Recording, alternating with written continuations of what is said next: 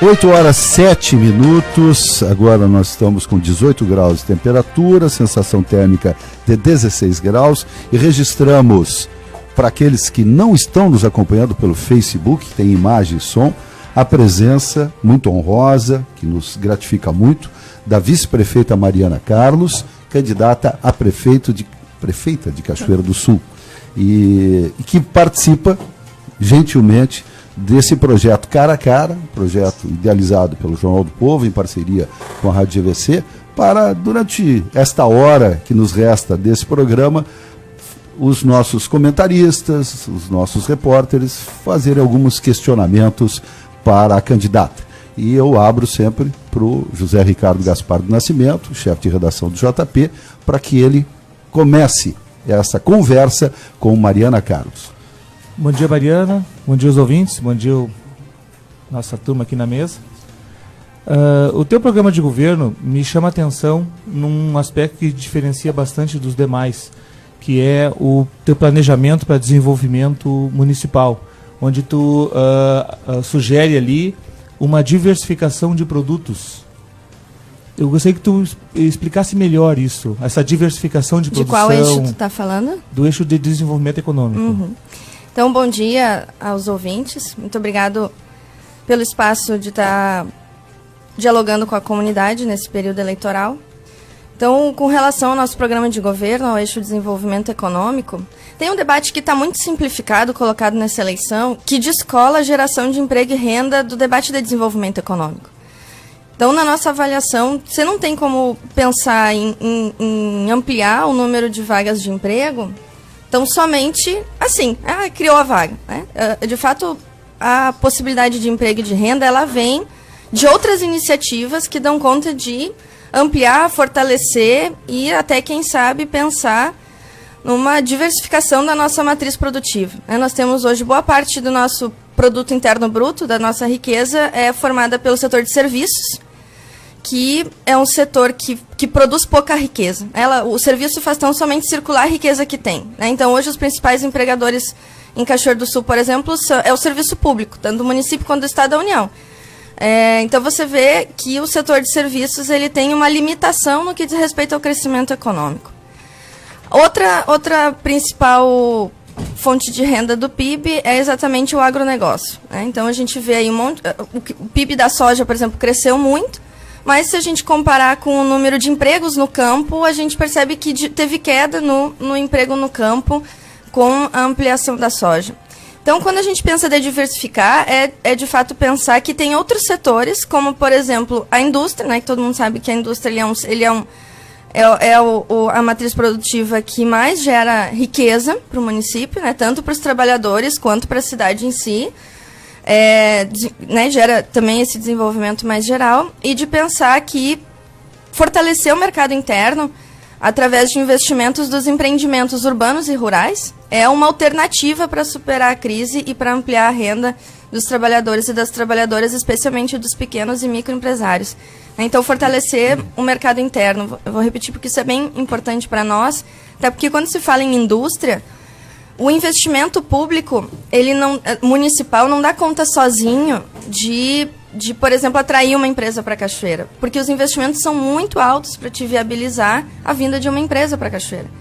Então, para essa iniciativa, é necessário articulação com outros setores, né? Por exemplo, com o governo do Estado, com a União, com o BNDES, com bancos de investimento. Então, esse investimento a Prefeitura não dá conta sozinha. Contudo, no nosso entendimento, o que a Prefeitura dá conta sozinha de fazer é exatamente fomentar esses empreendimentos urbanos e rurais, né? E aí eu estou falando das agroindústrias, de possibilitar a abertura do mercado interno e na região para os nossos produtos do meio rural, da agricultura familiar e dos empreendimentos urbanos, né? Que aí a gente tem aí uma série de prestadores de serviços, serralherias, né? E outros empreendimentos que a gente vê que a cidade precisa desses empreendimentos e quem está trabalhando precisa de incentivo. Então, essa diversificação na matriz econômica, no nosso entendimento, é fundamental para a gente ampliar a nossa capacidade de investimento e de potencialização da renda e do trabalho. Bom dia, Mariana, bom dia aos companheiros de mesa, aos nossos ouvintes. Fazer uma pergunta bem objetiva. Né? O prefeito Neyron abriu mão, né, de concorrer à reeleição. Tu foste, nesses 4 anos, vice-prefeito numa chapa, né, que foi vitoriosa na eleição anterior. Uma pergunta bem objetiva. O que o governo Mariano, no caso, se tu fores eleita, fará de diferente do governo Neyron? Esse é um novo jeito de governar, né? Nós temos essa convicção de que governamos a cidade há pelo menos 8 anos, porque fazem 8 anos que a cidade capta recursos e implementa projetos e políticas públicas do governo federal, do governo do PT. E então, muitas das coisas que nós já fizemos, cumprimos com esses 8 anos, né? Emendas parlamentares, o parque de máquinas foi recuperado, recurso para pavimentação, reforma das creches, das escolas, dos postos de saúde, o que foi possível nós captarmos, nós captamos. Para esse novo período que se avizinha, que é um período de muito arroxo nos repasses federais e estaduais nem se fala, né? Então, basicamente federais, nós entendemos que um novo mandato, um novo jeito de governar, de tocar a máquina é fundamental, né? Isso é a avaliação que a gente faz, né? A nossa captação externa, nos últimos 4 anos, ela foi imprescindível para a gestão. E o que nós podemos fazer de articulação institucional em Brasília para captar esse recurso, nós fizemos. Contudo, o que nós percebemos é que a capacidade operacional da prefeitura de executar os recursos ainda é deficiente. Nós assumimos a prefeitura com setores estratégicos como a licitação, por exemplo, que só tinha uma CC. Então, como que você pensa a continuidade do funcionamento da máquina num setor que é tão importante, que passa o alimento da merenda, que passa o remédio, que passa o óleo da máquina, que passa tudo, todas as compras da prefeitura passam por esse setor. E ele é fundamental estar estruturado, e nós fizemos isso nesse governo, né? Colocamos funcionários de carreira, chamamos servidores para ocupar, para fortalecer esse setor, e ainda assim ele apresenta dificuldades, né? A gente vê lá os servidores sobrecarregados nessa tarefa. Então, fortalecer a máquina nos seus setores estratégicos, evitar desperdícios, que sim, ainda tem muitos setores e muitas situações onde a gente vê que digamos assim, pela falta de modernização da máquina, a gente deixa de fazer ela funcionar mais rápida e vê que ela é cara, né? Então, isso é fundamental entender que esse jeito de governar, que é o meu jeito, né? Cada um tem uma característica. E eu tenho uma característica, assim, de pensar, problematizar, né? Primeiro que é nossa natureza, né? Como socióloga, a gente problematiza, a gente pensa quais são, tem um problema, o que gera esse problema. Bom, então a gente pensa ações a partir da causa do problema. Então isso faz com que eu tenha uma característica um pouco diferente no que diz respeito ao planejamento, né, das ações internamente e, sobretudo, da minha visão a respeito da máquina, até porque eu sou a única candidata que tenho experiência de ter sido eleita para um cargo do Executivo e tenho experiência de parlamento, né? Tenho 30 anos, mas já tenho esse diferencial nessa eleição que me credencia para tanto me relacionar de uma forma diferente com a Câmara de Vereadores, até porque já fui vereadora e entendo o papel de um vereador, e, sobretudo, tenho experiência de funcionamento da máquina pública. Mariana, eu vou pegar o ensejo do que tu falou e vou colar uma pergunta, ou pelo menos um assunto que foi bastante mencionado ontem na Câmara de Vereadores, que foi votado turno único, havia uma presença dos servidores. Então, muitos vereadores mencionaram a questão do FAPS.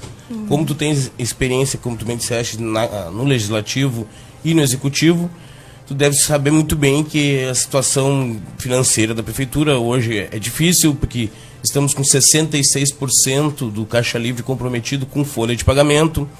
Muito se fala em buscar uma solução coletiva para o FAPS. No entanto, já vai para 43% agora no próximo ano a contribuição patronal, ou seja, um valor muito alto, que seria muito alto para qualquer empresa. O servidor já desconta 11% e não tem como subir mais, mesmo que os servidores quisessem. Então, 2 propostas que eu vi, inclusive tem que fazer uma justiça aqui, na reunião do CIPROM com os servidores, com o pessoal do Conselho do FAPS. Tu estavas presente, acho que foi a única política dos prefeiturários, pelo menos, que estava lá. Então, 2 possibilidades que eles levantaram lá. Uma delas seria acabar com as incorporações, seja de horas extras, seja de funções gratificadas ou de regimes suplementares, e a outra seria alienar terrenos para abater, para amortizar um pouco essa dívida. Porque a gente sabe que tem muitos terrenos aí que não estão sendo utilizados, e fala só, vender os terrenos para atrair empresa, para atrair empresa. E o que tu acha dessas duas possibilidades, assim, no sentido de começar a criar uma solução mais efetiva para o regime de previdência própria dos servidores da prefeitura? Primeiro, entender por que o FAPS chegou nessa situação hoje. Nós temos... O FAPS foi criado em 94 e ele já foi criado deficitário. E por muito tempo não teve o reajuste nem dos servidores nem da parte patronal. Ficou recolhendo 4% do servidor e 4% da parte patronal.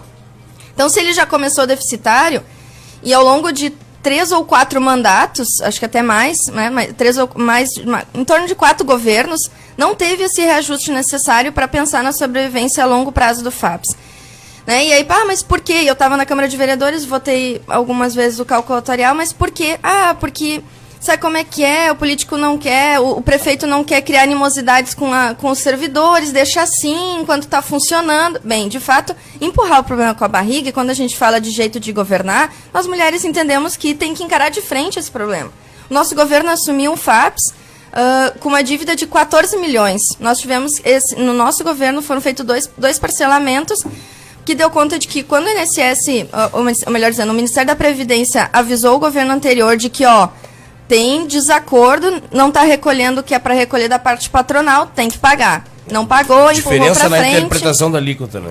Empurrou para frente, veio a decisão, tem que pagar, cumpra-se. Nós fizemos 2 parcelamentos.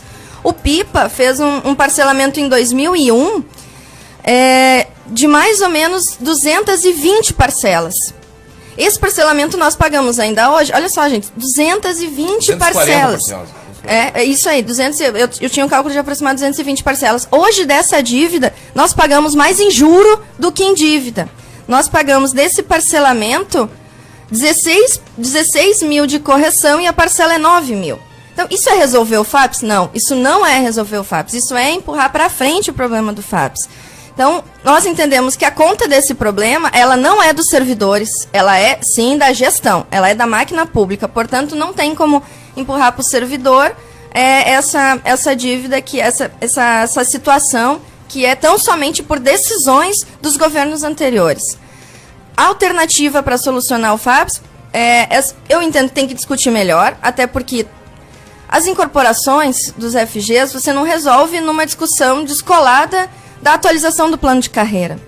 Né? Então, porque isso para mim está vinculado muito mais a uma questão de valorização salarial, ou seja, de pensar a valorização salarial de todos os servidores, porque muitas vezes a incorporação ou a fazer hora extra, ela é vista como uma melhoria do salário, o que não deveria ser. Né? Por quê? Porque assim é muito baixo o salário dos nossos servidores. Mas enquanto a gente não resolver na coletividade um problema, para resolver o problema de todos e parar de atender individualmente, né, as situações dos servidores, a gente não resolve isso. Seria tipo, por exemplo, tirar as incorporações, mas em compensação melhorar o nível do salário. Entre outras alternativas, melhor dizendo, entre outras medidas. Essa, na minha avaliação, seria uma. E a alienação dos terrenos, como te perguntei no início, tu acha que é possível? A alienação dos terrenos é uma forma de aumentar o patrimônio do FAPS, né? Então, assim, ele não como é que eu vou explicar? Em pouco tempo, a gente vai ver agora, num prazo de 5 a 7 anos, muitos servidores vão se aposentar.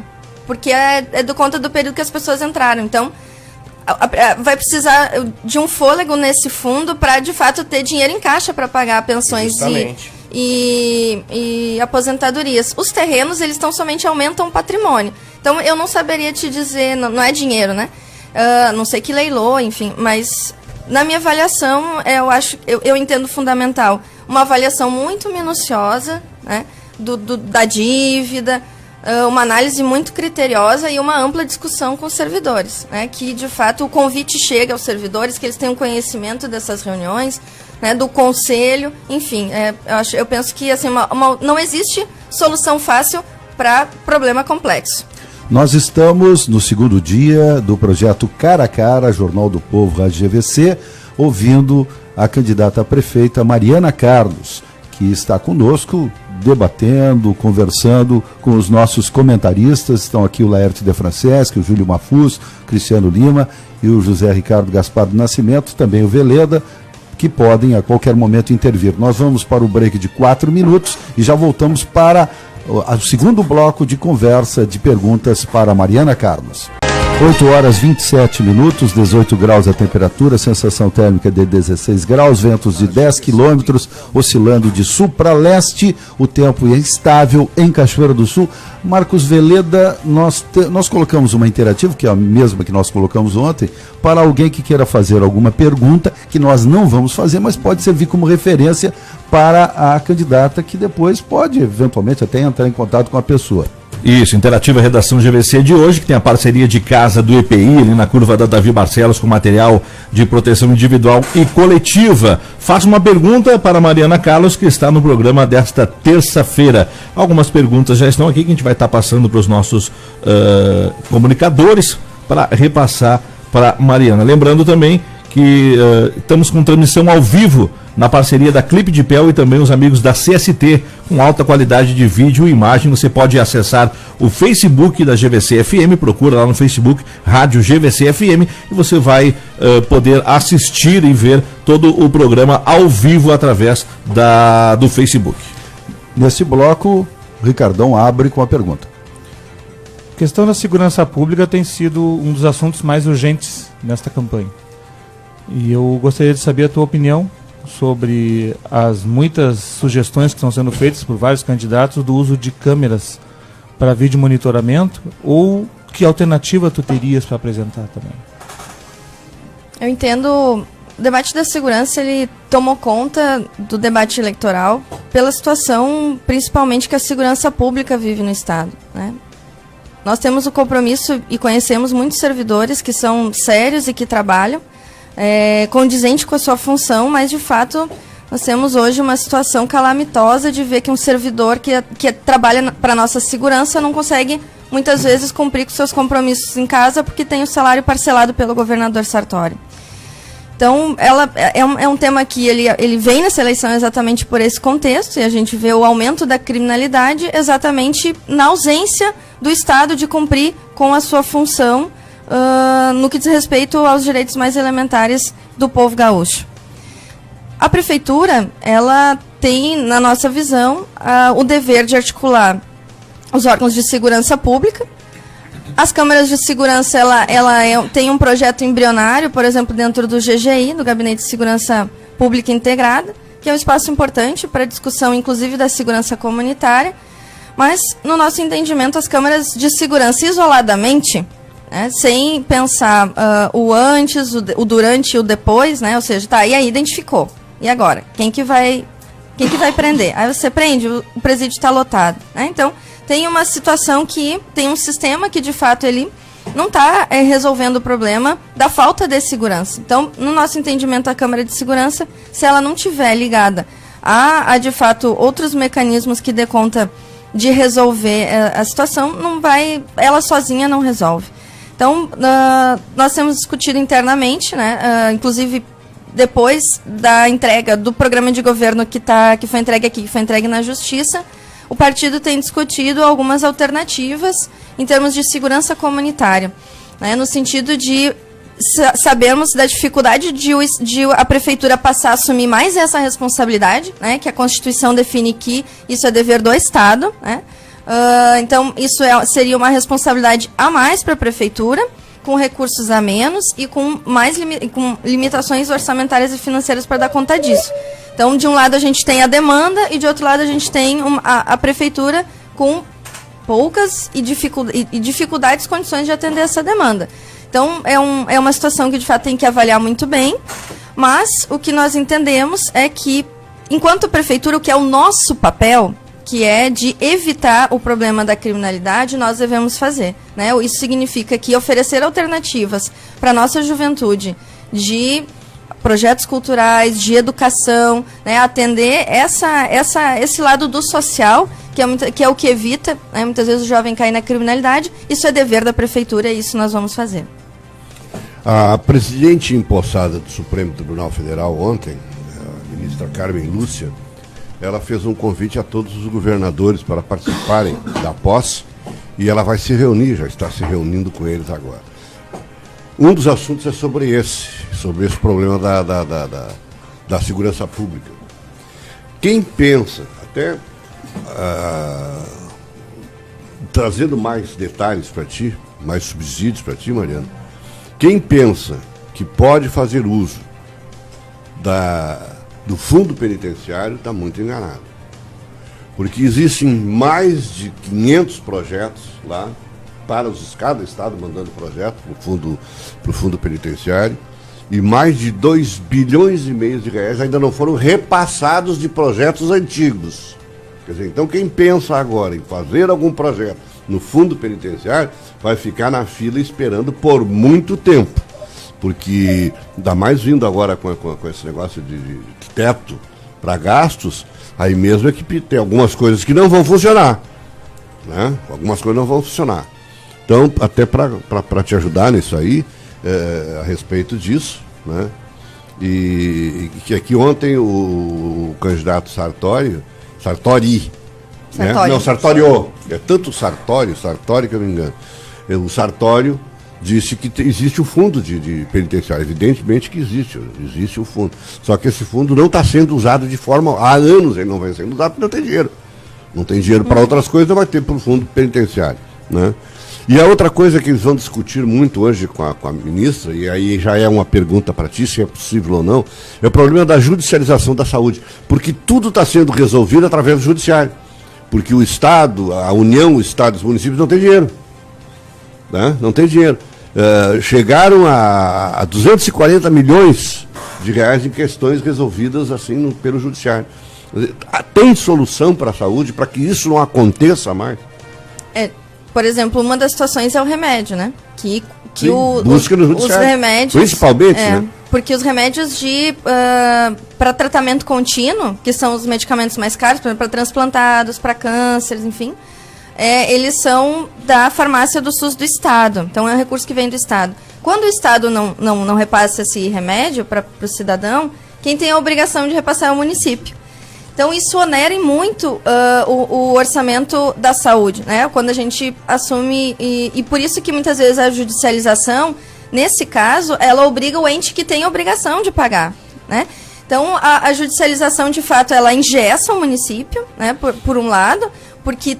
Dá um trabalho que o judiciário não precisa ter. Dá um trabalho que o judiciário não precisa ter e faz com que a prefeitura já não tenha mais autonomia sobre o seu próprio orçamento, né? E, de fato, ela tenha que cumprir... Então, somente medidas judiciais e medidas judiciais. Então, eu sinceramente, eu acompanho o debate da saúde em palestras e conferências, né?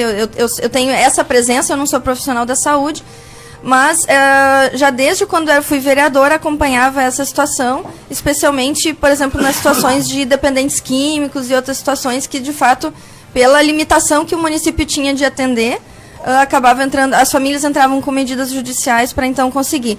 Então é uma discussão que tem que ser tratada com muita seriedade, porque onde tem a judicialização é porque o Estado não está conseguindo atender a demanda. Então, se não está conseguindo atender a demanda, acho que tem que resolver primeiro o problema da gestão, né? Avaliar bem o que está acontecendo, onde que está falhando, para de fato não ficar refém de governar somente a partir de ordens judiciais para atender a necessidade dos cidadãos. Você concorda comigo? Eu penso assim, não sei se você vai concordar ou não, né? Que na realidade o problema brasileiro é de se correr o bicho pega, se ficar o bicho come, que há uma má gestão generalizada há muito tempo, não é de agora. Não vamos botar culpa no Sartori, não vamos botar culpa no PT, a coisa já vem degringolando desde que proclamaram a República, na realidade.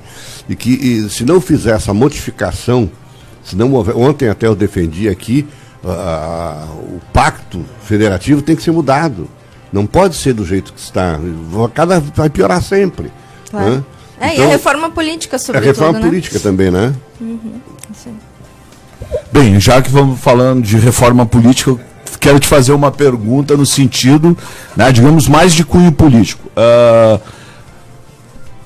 A tua candidatura é uma candidatura de chapa pura, né, do PT, né, não tem outros partidos na coligação, então provavelmente, né, se a Mariana se eleger prefeita, tu não vais ter, num primeiro momento, maioria na Câmara de Vereadores, né, em função de todo o contexto que está posto.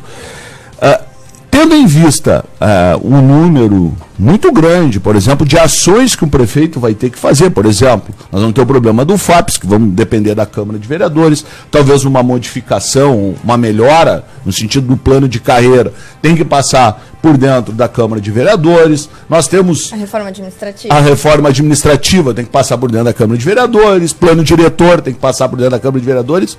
Como é que a Mariana pensa governar uma cidade com uma, digamos assim, uma oposição bastante forte que ela vai enfrentar se porventura não conseguir, ou se não for a ideia de tentar consolidar uma maioria na Câmara de Vereadores? Um dos eixos do nosso programa de governo é exatamente a relação da Prefeitura com a Câmara de Vereadores, né? E eu, que fui vereadora, sei da importância de um vereador como um articulador das demandas da comunidade e não do seu próprio umbigo. E muitas vezes o que a gente vê, e esse é um limite da forma tradicional que até o governo federal se relacionou com o Congresso, de entender que o deputado ele é representante de si mesmo e bastando o seu voto a gente governa. Isso é um equívoco, é um erro se relacionar dessa forma com a Câmara de Vereadores, porque o vereador não é representante de si próprio. E se relacionar com a Câmara de Vereadores é tão somente se relacionar e ter, o entendimento de que é necessário ampliar as decisões da Prefeitura e as suas soluções para a população. Então, quando a gente fala assim, depender da Câmara de Vereadores, bom, eu não vou me relacionar de uma forma tradicional com os vereadores, né? Muitas vezes o que a gente vê aí é troca de favor, né? A política brasileira, ela é feita assim. Então, nós entendemos que essa forma tradicional de fazer a política está errada e precisa ser mudada. Não vai oferecer secretaria para ter maioria. Nem secretaria, nem lâmpada, nem patrola, nem regime de professor, nada. Isso é troca de favor, isso é subestimar os direitos da população. Então, se relacionar com a Câmara de Vereadores é entender que a Câmara de Vereadores ela é representante dos interesses da comunidade e é assim que os vereadores vão ser tratados. Então, se é oposição, bem, então vamos conversar sobre o benefício da cidade, porque o interesse coletivo está acima do interesse individual. Então, no meu entendimento, mesmo tendo uma oposição partidária, nós precisamos criar uma unidade no campo popular e democrático com a sociedade e com a população que nós estamos a representar no nosso projeto. Aliás, não dá para entender essa mudança que aconteceu muito no país, porque o Partido dos Trabalhadores, quando assumiu Porto Alegre, assumiu com minoria na Câmara, era chapa pura, né, e ganhou a eleição, e vindo de um governo totalmente estragado, ruim, péssimo, de Alceu Colares na prefeitura, que até lixo na rua, greve de todo mundo. Tinha greve de todo mundo, era um fedor a cidade de Porto Alegre. E o Partido dos Trabalhadores mostrou naquela ocasião que poderia fazer o que fez, tanto que ficou 4 mandatos na prefeitura, 16 anos, né? Então, o Partido dos Trabalhadores já tem essa experiência sobre isso aí. Agora, o problema é que o Partido dos Trabalhadores, quando fala em partido, eu sempre digo, não é o partido em si, mas a cúpula do Partido dos Trabalhadores, não aqui em Porto Alegre, talvez, a direção do Partido dos Trabalhadores, é que deu essa guinada. Deu essa guinada para entrar na política que sempre existiu no país. E agora reclama porque é o partido tal que me esculhambou. Não. Foi a opção que fizeram para fazer isso. Claro. Acreditar nos partidos de centro-direita foi o nosso principal erro. Acreditar no PMDB e acreditar no PP. Né? Então, por isso que a gente está fadado essa política de relacionamento com o legislativo. Né? E o que fez em Porto Alegre foi exatamente isso. O orçamento participativo possibilitou com que outros sujeitos, novos sujeitos, participassem das decisões da vida pública, que foi fundamental para o avanço de Porto Alegre. Eu quero pedir licença, nós temos que fazer mais um break que envolve... Senão nós vamos receber que nem o Estado. Que envolve não apenas os nossos prezados e muito estimados patrocinadores, mas também as inserções eleitorais obrigatórias que nós temos que fazer dos partidos. 8h47, 18 graus. É muito bom o papo depois, nos intervalos aqui, os intervalos que estão longos por causa da propaganda eleitoral. É muito gostoso aqui, porque a gente fala com mais descontração. Nós estamos com a vice-prefeita Mariana Carlos, candidata a prefeita de Cachoeira, pelo PT, que está sendo não digo nem sabatinada, porque não fazendo perguntas para que ela possa Um bate-papo. ampliar as suas colocações que já estão postas, obviamente, no seu plano de governo que foi entregue aqui no Grupo Vieira da Cunha. O Ricardão abre mais um bloco e último, né, do programa de hoje com Mariana Carlos. Mariana, na minha opinião e de muita gente, o maior legado que o PT, a passagem do PT nos governos das três esferas para Cachoeira do Sul foi o aumento, aliás, o oferecimento e posterior aumento do número de vagas oferecidas para o ensino superior. Temos a UAB, a UERGS, a UFSM e ano passado também, com a abertura de novas vagas para a educação infantil, conseguiu 100%, inclusive com sobra de vagas, a colocar todas as crianças de 4 e 5 anos. Né? Com a Mariana no governo, qual é o próximo passo? Além desse que tu estás, tem o ProUni, né, que também, acho que mais da metade dos estudantes hoje da UBRA tem essa possibilidade, né? Então hoje, se a gente perceber, o número de matrículas, Ricardão, no ensino fundamental, se matriculam mais ou menos 10 mil crianças na primeira série, né, no primeiro ano. Sabe quantas se formam no ensino médio? Menos de 800. E hoje, se tu somar as vagas da UFSM, da UAB, da UERGS e do ProUni da UBRA, dá mais vagas do que jovens que se formam no ensino médio. Então, essa permanência, a conclusão escolar, ela é fundamental. Isso significa que o próximo passo é fortalecer a permanência do estudante na rede pública, na rede de ensino. Né? Verificar de fato o que está acontecendo. Né? Nós reduzimos já em 4% a reprovação escolar. E o que faz com que as crianças permaneçam na escola é muitas vezes a condição de merenda, que é uma dificuldade que hoje nós não temos mais, né? Não falta merenda, mais de 40% da nossa merenda hoje, inclusive, já é adquirida com recursos da agricultura familiar. O transporte, ele é condizente, né, com a demanda, tem as suas dificuldades, tem como tudo, mas comparado com anos anteriores, hoje o estudante tem a possibilidade de chegar na escola, em muito maior número do que há anos atrás. O Estado, né, até onde o Estado também não está pagando os fornecedores, as escolas estaduais estão um pouco prejudicadas com relação a isso. E nós temos essa necessidade permanente de qualificação e de formação do nosso corpo docente. Então, pensar uma escola que esteja adequada à realidade de hoje, com práticas pedagógicas, com práticas políticas pedagógicas, com planos que sejam aliados à realidade do estudante, eu tenho certeza que são algumas das alternativas, das fórmulas para a gente manter esse jovem hoje na rede, para que ele de fato conclua o seu ensino médio e que ele possa então estar entrando no ensino superior. Então esse fortalecimento, né, e é uma das coisas que a gente percebe, em termos de infraestrutura, nós melhoramos muito as escolas e as universidades nesse último período dos 10 anos, né? Quadra de esporte, reforma, construção de banheiro. E, então, equipamentos pedagógicos também foram adquiridos, né? Hoje quase todas as escolas têm salas de recursos.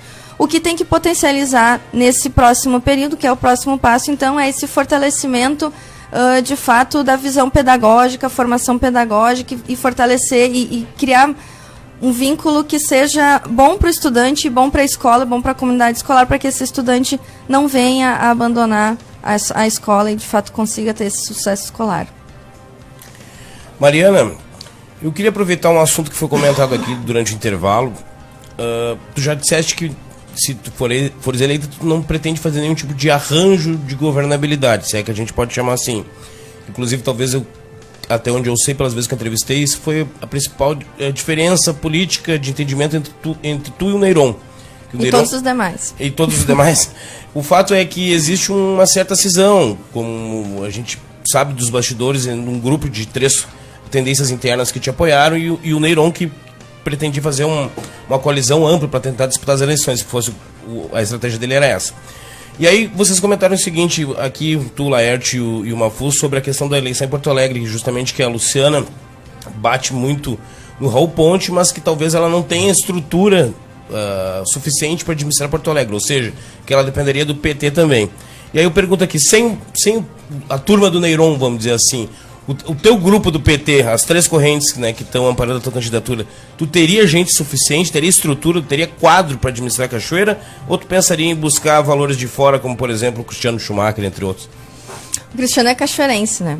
Sim, mas estava fora, digamos assim.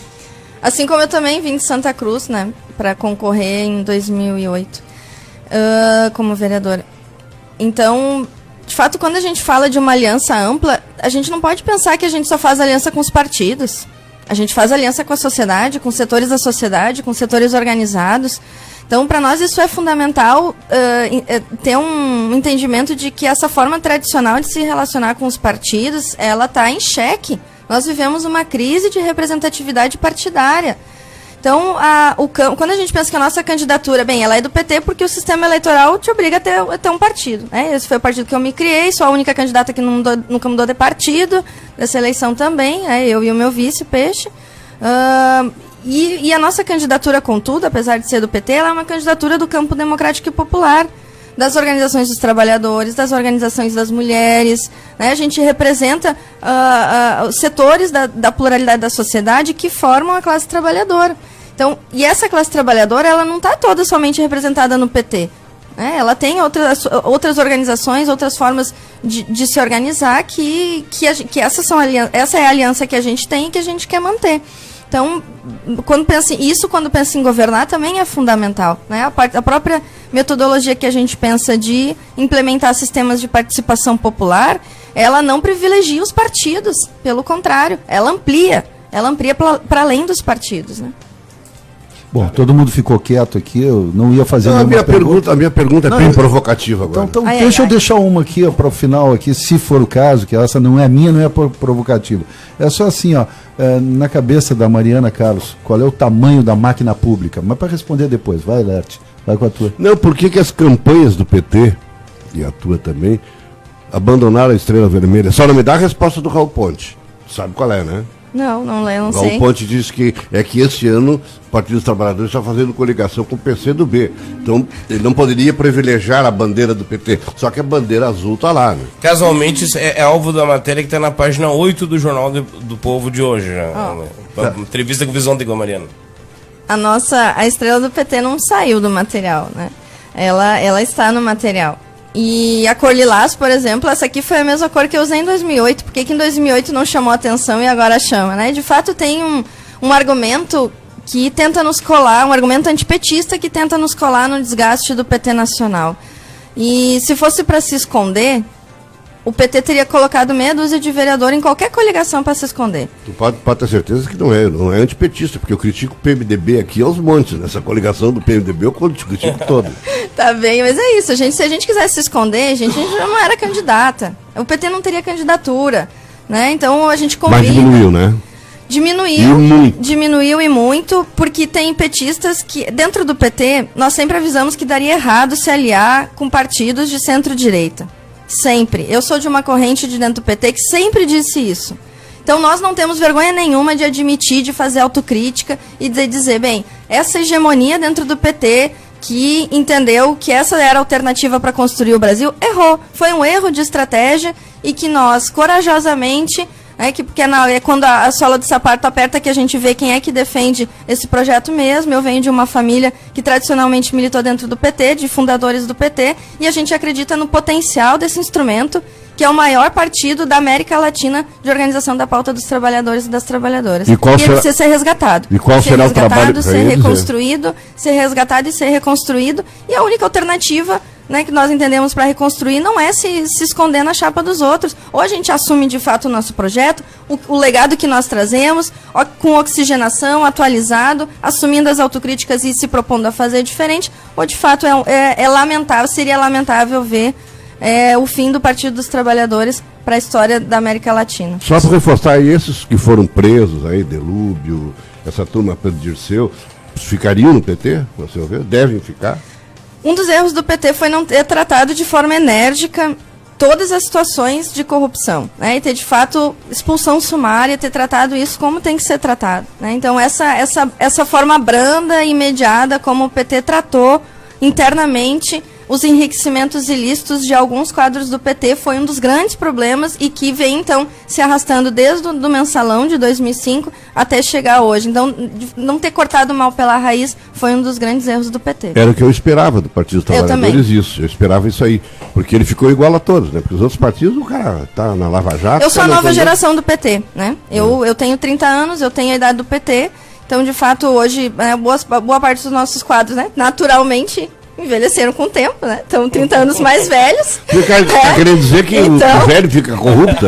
Não estou dizendo que fica corrupto, mas que de fato, para isso que tu falaste, para o que aconteceu, né? Para a direção que tomou essas decisões, vem uma nova geração que não pensa assim. E que entende que a forma como foi conduzida até agora, ela tem que ser repensada. E eu represento esse entendimento dentro do PT. Aliás, foi o que eu disse a respeito do PMDB, né? Esses novos ficaram bravos porque eu digo que o PMDB está muito corrupto, claro que é a cúpula do PMDB, né? Eles ficam bravos quando eu digo isso, mas agora, aí essa juventude do PMDB, por que não faz um trabalho para derrubar essas pessoas e purificar o PMDB? Não fazem. Tem jovem corrupto, né?